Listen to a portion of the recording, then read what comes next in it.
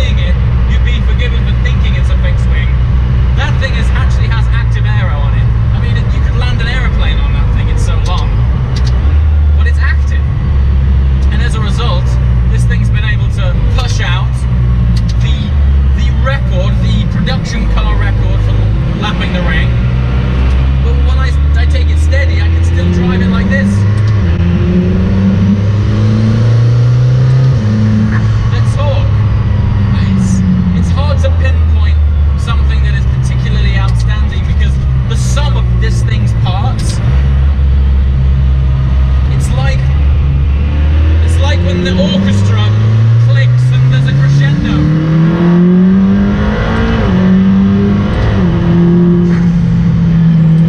Only Sebastian Bach has never sounded that good. Alright, back at the first checkpoint of the day, and I said I'd show you around the interior of this car, but first, something we haven't been using yet. Custom headsets. Now this car is pretty loud, as I'm sure you've gathered from the footage earlier in car, but this is just such a nice touch. Check this out. Look at these. Matching paint job, matching logos. The difference with these on, I mean, you don't really need it if it's just you, but if you've got a passenger in, talking to each other is just, it's night and day. I mean, I'm not sure if the sound on the in-car camera does it any justice, but it is super loud in here. You put these on, first of all, you feel like you're a fighter jet pilot.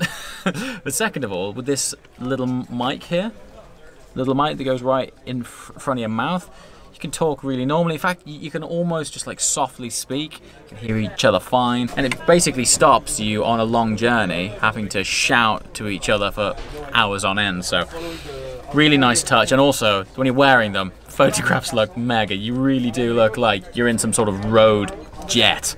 It's brilliant. Anyway, nice touch. So main differences then of the interior of this car versus say a P1 GTR, I would say, is actually the quality of the finish on this. And what you might not take on board here is interior finish. Now first of all, the steering wheel, incredibly bespoke. This has had a lot of input and feedback from the owners who have bought this car. Oh, there goes an F1 starting up. GTR, no less. I'll talk to you after that thing stopped. Okay, just had a location change, so you'll see a completely different car next to me now. P1, I just had to drive quickly to lunch. Anyway, back in the LM.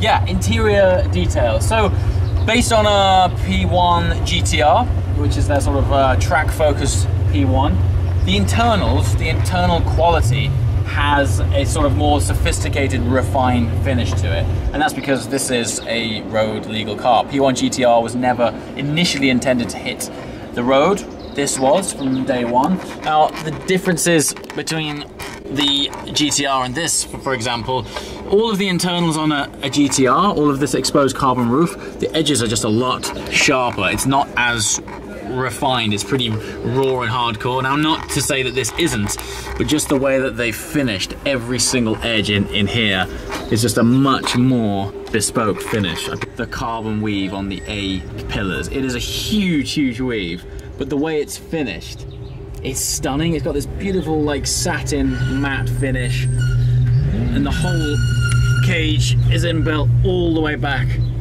in here. There's no rear window either, that's gone. It's just one big carbon cave.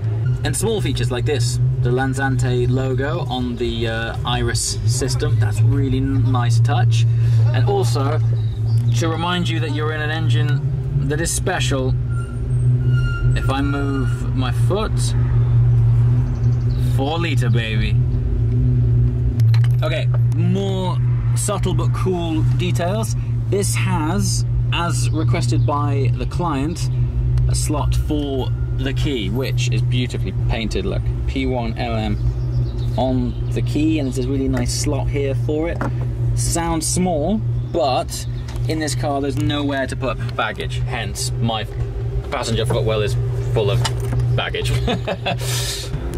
Driver's head units. So on this, the driver is the master switch for the whole intercom system. So this actually turns it on and off, but the passenger is able to control the volume of their own headset. So that's just on off, passenger volume. There's no inbuilt USB chargers, so there is this little handy 12-volt slot there, so you can put in your in-car chargers, etc. Not that you need reminding, but I love that it has a bespoke logo on startup. Now, because this is race car through and through, the only thing that Iris does is climate control. If you're familiar with the interior of Maya LT, I've shown it quite a few times, but the instrument cluster is exactly the same, but there's normally sat nav, apps, settings, all sorts of things. This only has climate, so you can only do, it's unavailable because car's off, but you can only do the aircon with this, and that's it. Which actually is brilliant. Also, the seats, how stunning are these? Now, the seats are just a really thin, that is the whole thickness of the seat there, that just carbon lip.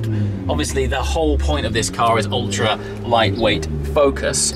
So instead of putting any sort of extra padding, electrical seats, etc., it is literally just lightly trimmed. It is, that is it, look. It's just a super light trim that sits in there. More comfortable than it looks, but on a longer journey, passenger definitely wants a bit of lumbar support. But yeah, truly, truly special. I'm still kind of, I'm speaking about this like quite blasé. There's 5 of these in the world. Here's the door unlock. Pull that. You actually have to hold it down and then open the door like that.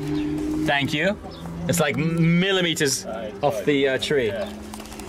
And yeah, here we are. Chassis number 4 of 5.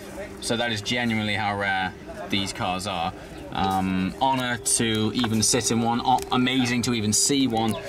For me to have the opportunity to drive one. I've been trying my very best to take the experience on board as it's actually happening, because I find when I get home, in goes the SD card in the laptop, and I load it up and I'm like, God, did that actually happen? What an insane day. And the moment passes me by, and before I know it, I'm on to the next event, and that's it. Today, I'm not going to let that happen. I'm absorbing every single moment. And how amazing is it that we have this medium of YouTube that I can share this with you. So yeah, it's just super, super awesome. And these are just to pull them down, like so. And you can hear by the way it clicks, that door is super hollow and light. I really love the wing mirrors. They're mounted on the A pillars here, and you've constantly got this fabulous wing, which is active. There's an active aero wing there. That thing is so huge. But yeah, I love that they're mounted there. And it actually gives you better visibility when you're looking out of the left-hand window. You can see underneath this wing. It's not always in shot, so for oncoming traffic from junctions, that area is great. The other thing you might have noticed, there's no line in the window here. That's because there is no retractable window. And as a result, the side windows are absolutely huge. Now they don't wind down, but on track cars you don't need them to. Fancy Lexan plastic window there. Gotta look at the size of this wing. I haven't seen a picture yet that really does it much justice, but conveniently we have a P1 parked next to it. I mean, in what world does this sort of thing happen? So there's the wing on the LM, and here's your standard P1. So, to give you an idea, standard P1 recesses within the bodywork here, yeah? So it finishes inside the external wheel line. And even when it's up, it's probably only up about here, right?